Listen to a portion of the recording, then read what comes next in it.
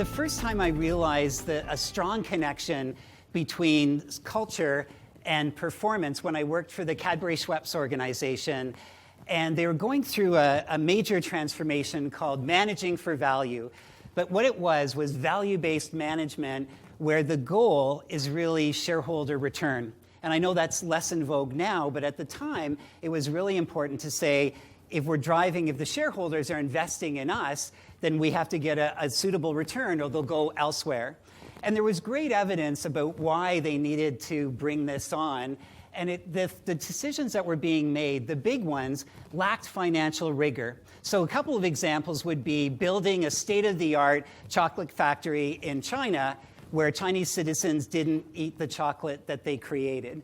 So again, it's just not, where's the fact base that you're doing it? Another factory that was built in Russia, and it was a milk chocolate factory, but the local preference was to have a mixture of dark and milk chocolate. So you're producing to the closest area, and you're not producing the products that they need. Or kind of closer to our area here in North America, the Halloween season is a really big candy season. And the great news is that Cadbury won. From the market share, we won the best, we sold the most candy.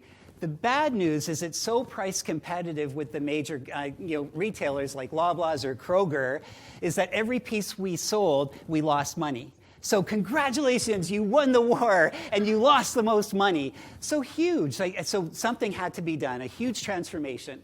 So what happened is within this value-based management, there was also a cultural piece because the CEO at the time, John Sunderland, had said, value-based management is more than just financial management.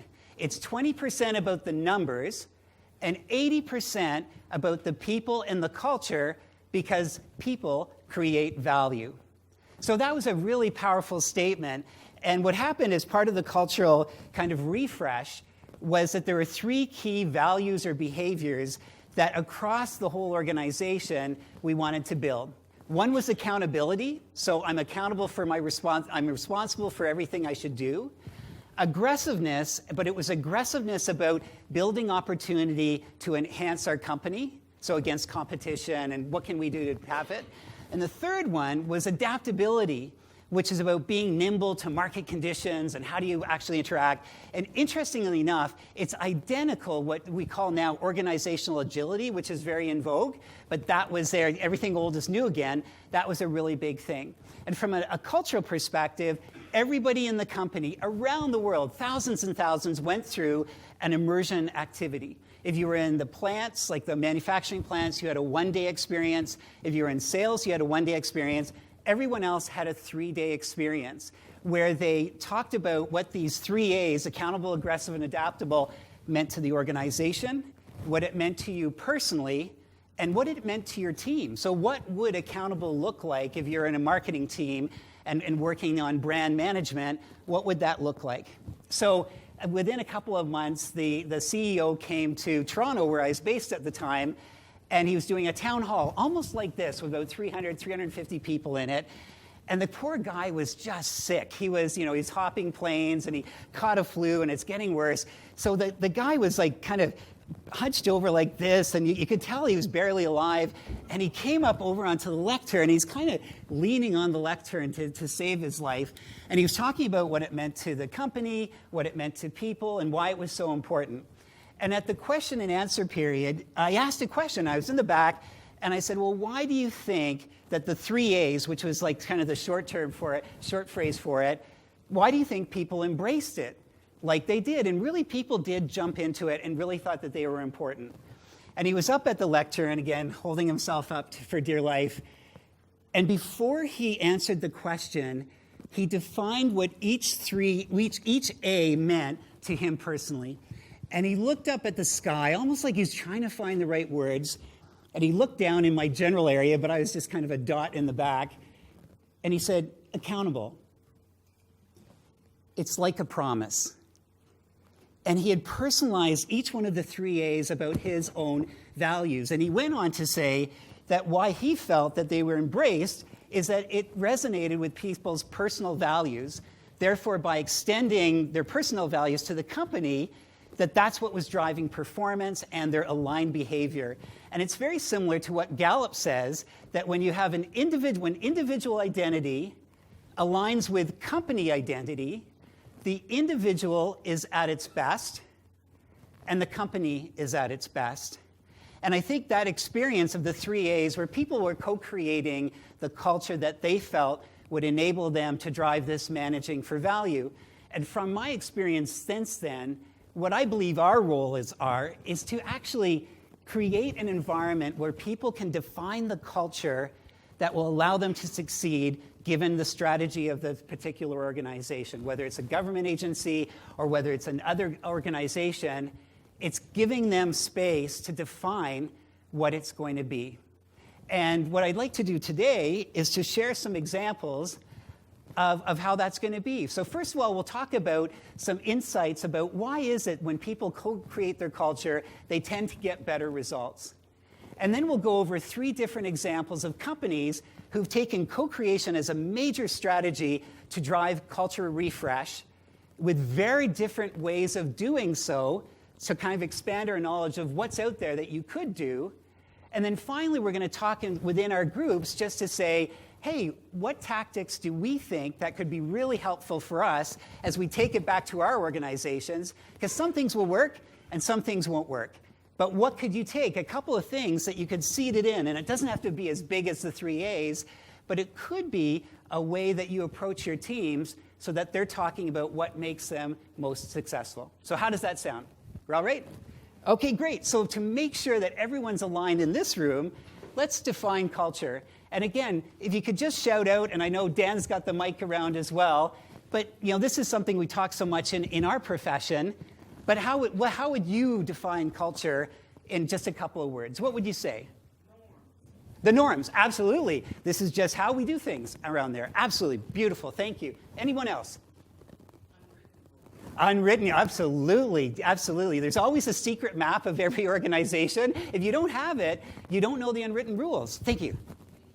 Beliefs, absolutely. I believe this is the way to do it. Very true. And they're hard to change, but you have to, why do people believe it? I believe there is one over here. How we communicate with each other. How we communicate with each other, absolutely. How we get work done and how we interact. And sometimes healthy cultures, people tend to interact really well, but then sometimes in challenge cultures, they're just almost like this invisible wall between different teams, and then the silos come in, and then you have poor performance.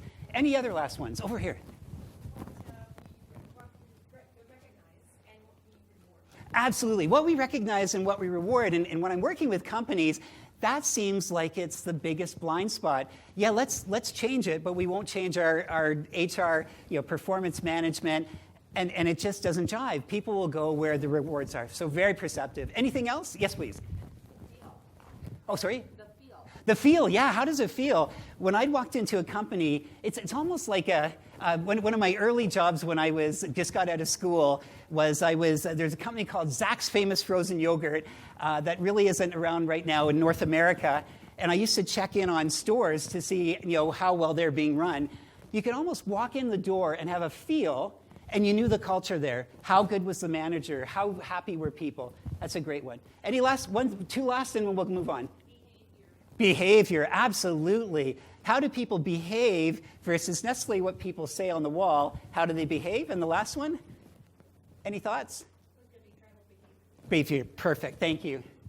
So when you look at it, typically the norms and what we say, how things just generally get done around here, how people interact, so that whole communication piece, and then also the mindsets, actions, and behaviors that tend to guide it, which are the beliefs, the opinions, what people think are important, and also the behaviors. And one thing I find with companies, what the posted culture is very different than the culture of how people interact. And there is, our son has a friend last summer, they're going through business school, and they had an internship, his friend had an internship in a financial institution. Day 2, one of the senior leaders came up to Sam's friend and said, Jacob, could I talk to you for a second? Yeah, sure. Okay, and it was an open concept place. And he said, could you answer a couple of questions? Yeah, sure. How many people here have beards? And how many people are wearing ties? And he said, no one, and everyone. And Jacob had a beard and no tie. Day 3, clean shaven and was wearing a tie. He fit. And the guy just walked away. And he just didn't say, hey, great, thanks a lot. Just walked away and you got it. But that's sort of a visual cue of how things are different. But then sometimes about how people lead themselves in the organization are different. And I was in India working with a leadership team on creativity. And part of the pre-work was a great book called Orbiting the Giant Hairball. And it's all about creativity and how sometimes that gets taken away from when we become adults and we start acting like a group instead of acting like individuals.